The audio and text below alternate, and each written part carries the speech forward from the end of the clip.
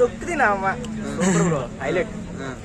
అంటే ఒకవైపు సెంటిమెంట్ గా నడుస్తుంది, పాప సెంటిమెంట్, నరాల వీక్నెస్ ఏదో ఉంది కదా పాపకి, సంథింగ్ ఏదో డిసోర్డర్ ఉంది నరాలు, దాని మీద ఫోకస్ చేసి నెక్స్ట్ ఫ్లాష్ బ్యాక్ ఏదో గట్టిగా ఉంది. ఫ్లాష్ బ్యాక్ ఏదో దాంట్లో నువ్వు సైకో తిరిగి వచ్చావు, నువ్వు ఇంతకుముందు ఏం చేసావు, ఏదో గట్టిగా ఉంది బ్రో. ప్లానింగ్ మాత్రం చాలా ఫైట్లు కూడా జగ్ జగ్ జగ్ కత్తిలతో కసకసం పుష్పలో కసకసలాడుతారు కదా, పుష్ప కాదు మన పూరి గారి సినిమా అట్లా ఉంటది. చాలా బాగుంది. లుక్స్ ఎలా అనిపించిన వెంకటేష్ గారి లుక్స్ చాలా బాగున్నాయి, లుక్స్ కూడా చాలా బాగున్నాయి. యాక్చువల్ గా ఫ్యామిలీ ఆడియన్స్ ఎక్కువ వెంకటేష్ సినిమాలు చాలా ఇష్టపడతారు కదా. ఒకప్పుడు వెంకటేష్ సినిమాలు అంటే హైలైట్ ఉండే, ఇప్పుడు కంటే కొంచెం చేంజ్ అయ్యాయి. కానీ ఒకప్పుడు ఫ్యామిలీ ఆడియన్స్ అందరూ వెంకటేష్ చాలా చాలా ఇష్టపడేవారు కదా.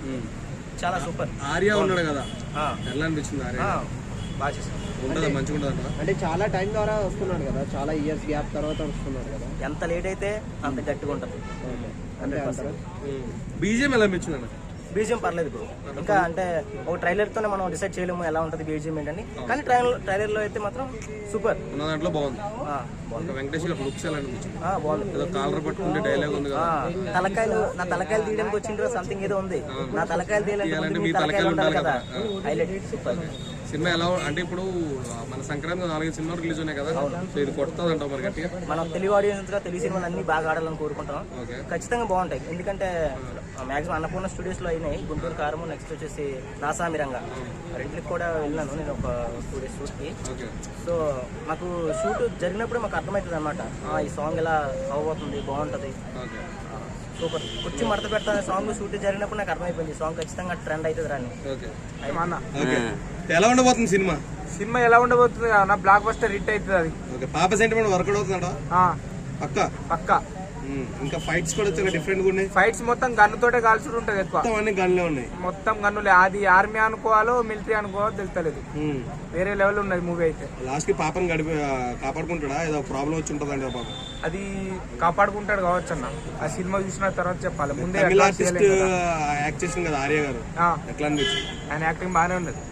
మ్యూజిక్ ఎలా అనిపించింది? మ్యూజిక్ ఇరగా తీసిండు.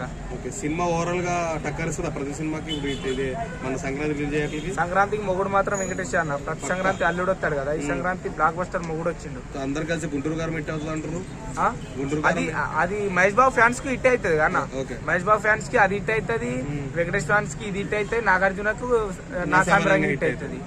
ఏది తగ్గదన్న. ఈ ముగ్గురు ఆటల మధ్యలో భగవంతుడితో కూడా వస్తుంది ఒకటి, భగవంతుడు, అది కూడా హిట్ కావాలని నేను కోరుకుంటున్నాను. వస్తుంది మంచి గ్రాఫిక్స్ మధ్యన, అది కూడా హిట్ కావాలన్నా. థియేటర్ దొరుకుతలే ఉంటున్నారు దానికి, ఏది హనుమాన్కి దొరుకుతుందన్నా? ఇవ్వట్లేదు, రేపు దొరుకుతుంది, చూద్దాం. ఏముంటేనా కంటెంట్ ఉంటే ఆడుతుంది అంటావు? ఆడుతుంది, అన్ని ఆడాలన్నా. సినిమాలు తీసేది ఆడనీకి కదా, ఒకటి ఇప్పుడు తీసి అది ఫ్లాప్ అయితే ఇంకోసారి తీయడు కదా ఆయన. అది కూడా హిట్ కావాలని మనం చేయాలి, అది హిట్ చేయాలని మనమే చూసేది కదా. మనం హిట్ చేస్తే ఆయన ఇంకా సినిమాలు తీస్తారు, మనం చూడొచ్చు. పాన్ ఇండియా లెవెల్ వస్తుంది కదా, పాన్ ఇండియా లెవెల్ రావాలన్నా, పాన్ ఇండియా లెవెల్ హిట్ కావాలి అది కూడా. సైంధవ్ హిట్ అంటే ఓవరాల్ గా సైంధవ్ అయితే నా తరపు నుంచి నేను హిట్ ఇస్తాను, ఎందుకంటే నేను దాంట్లో ఉన్నా కాబట్టి చెప్తాను. నేను కూడా యాక్టింగ్ చేశాను. అది కుండలు కాలుతా చూడు, చైల్డ్ క్యారెక్టర్, దాంట్లో స్టార్టింగ్ లో ఉంటా.